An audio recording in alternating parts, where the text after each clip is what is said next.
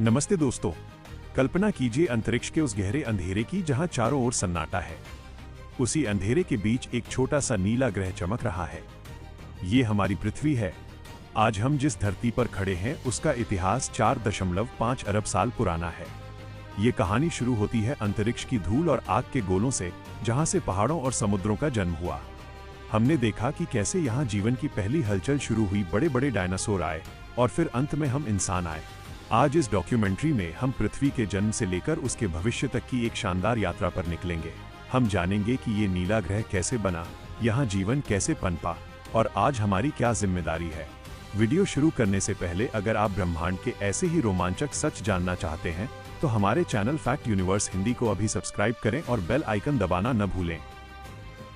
हमारी पृथ्वी एक महाकाव्यात्मक यात्रा। परिचय अंतरिक्ष से पृथ्वी का कल्पित दृश्य। असीम अंतरिक्ष के गहन अंधेरे में एक चमकदार नीला क्रिस्टल झिलमिला रहा है। ये हमारी पृथ्वी है। यह सूर्य से ठीक इतनी दूरी पर स्थित है कि तरल जल रह सकता है, जो जीवन के लिए आवश्यक है। इस ग्रह का 4.54 अरब वर्षों का एक अविश्वसनीय इतिहास है। यहाँ धूल से पर्वत उठे हैं, समुद्र बने हैं, जीवन का पहला स्पंदन जागा है और अंत में हम मनुष्य आए हैं जो अब इस ग्रह के भाग्य का निर्धारण कर रहे हैं। यह डॉक्यूमेंट्री आपको पृथ्वी के जन्म से लेकर उसके संभावित भविष्य तक ले जाएगी, एक विस्तृत और गहन यात्रा में। अध्याय 1, पृथ्वी का जन्म और प्रारंभिक युग। सौरमंडल के जन्म के लगभग 4.6 अरब वर्ष पहले सूर्य के चारों ओर घूमता हुआ गैस और धूल का एक बादल था, जिसे नेबुला कहते हैं। ये बादल धीरे धीरे सिकुड़कर सूर्य बनाता है और बाकी सामग्री एक चपटी डिस्क में बदल जाती है।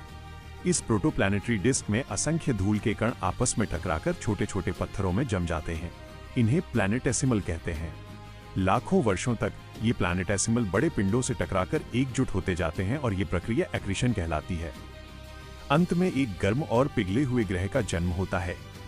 पहले कुछ सौ मिलियन वर्षों तक पृथ्वी पूरी तरह लावा का समुद्र थी, जिसे मैग्मा ओशन कहते हैं।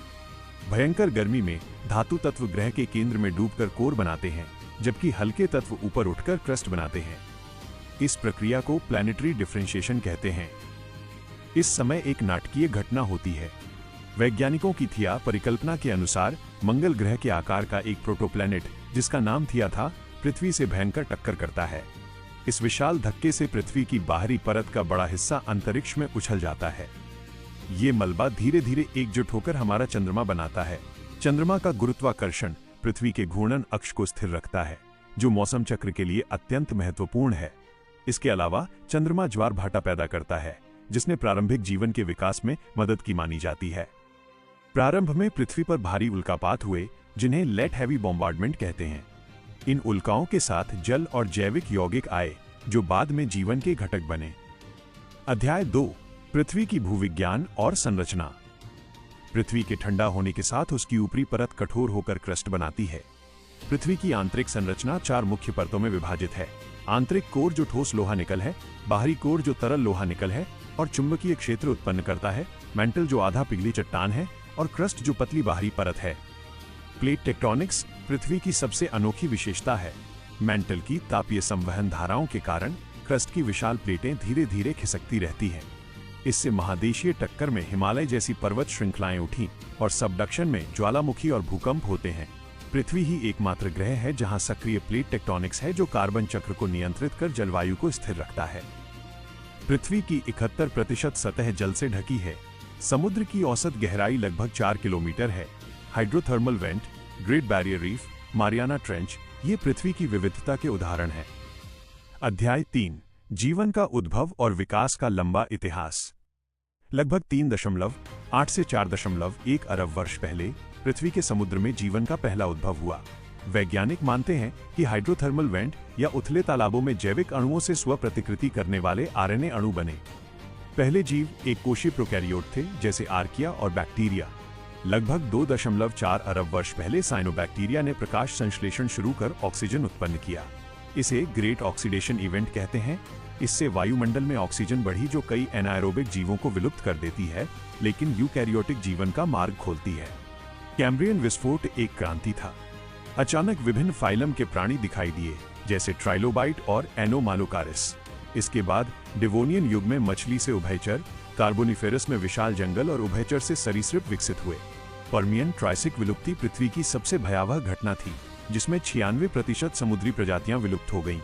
इसके बाद डायनासोर का युग शुरू हुआ। ट्राइसिक, जुरासिक और क्रिटेशियस काल में टी-रेक्स और ब्रैकियोसॉरस की दुनिया रही। लेकिन 66 मिलियन वर्ष पहले चिक्सुलुप क्षुद्रग्रह की टक्कर से डायनासोर विलुप्त हो गए। इससे स्तनधारी प्राणी प्रमुख हो गए। अंत में अफ्रीका में प्राइमेट से होमिनिड और अंत में होमो सेपियंस का विकास हुआ। अध्याय 4, मानव सभ्यता का उदय और पृथ्वी पर प्रभाव। लगभग 300,000 वर्ष पहले अफ्रीका में होमो सेपियंस का उद्भव हुआ। 70,000 वर्ष पहले हम अफ्रीका छोड़कर पूरी पृथ्वी पर फैल गए। पत्थर का युग, आग की खोज और गुफा चित्रों के माध्यम से कला का विकास हुआ। 12,000 वर्ष पहले मेसोपोटामिया, नील घाटी और सिंधु सभ्यता में कृषि क्रांति शुरू हुई। इससे जनसंख्या बढ़ी और शहर बने। लेखन, पहिया और धातु विज्ञान का विकास हुआ। औद्योगिक क्रांति ने कोयला और भाप इंजन से मानव इतिहास बदल दिया। जनसंख्या 1 अरब से अब 8 अरब से अधिक हो गई है, लेकिन इसकी कीमत भयानक है। एंथ्रोपोसीन युग में हम ग्रह की भूवैज्ञानिक शक्ति हैं। वन विनाश के कारण अमेज़न का 20% हिस्सा पहले ही नष्ट हो चुका है। प्रजाति विलुप्ति की दर सामान्य से 1000 गुना अधिक है। जीवाश्म ईंधन जलाने से CO2 बढ़कर ग्रीनहाउस प्रभाव बढ़ रहा है। पिछले 150 वर्षों में औसत तापमान 1.2 डिग्री सेल्सियस बढ़ा है, जिससे ग्लेशियर पिघल रहे हैं और समुद्र का स्तर बढ़ रहा है। अध्याय 5, पृथ्वी की विविधता और चमत्कार। पृथ्वी पर लगभग 8.7 मिलियन प्रजातियां हैं। अमेज़न वर्षावन में 1 हेक्टेयर में सैकड़ों पेड़ों की प्रजातियां पाई जाती हैं। ग्रेट बैरियर रीफ में हजारों प्रवाल और मछलियां हैं। पृथ्वी की स्थिति गोल्डीलॉक्स जोन में है, जिसका अर्थ है कि ये सूर्य से न बहुत गर्म है और न बहुत ठंडा। चुंबकीय क्षेत्र सौर हवा से वायुमंडल की रक्षा करता है और ओजोन परत पराबैंगनी किरणें रोकती है। अध्याय 6, भविष्य की संभावनाएं और हमारी जिम्मेदारी। 5 अरब वर्ष बाद सूर्य लाल दानव बनकर पृथ्वी को निगल लेगा, लेकिन उससे पहले हमारे पास समय है। जलवायु परिवर्तन से निपटने के लिए नवीकरणीय ऊर्जा जैसे सौर और पवन ऊर्जा को अपनाना होगा। संरक्षित क्षेत्र बढ़ाना और पुनर्वनीकरण आवश्यक है।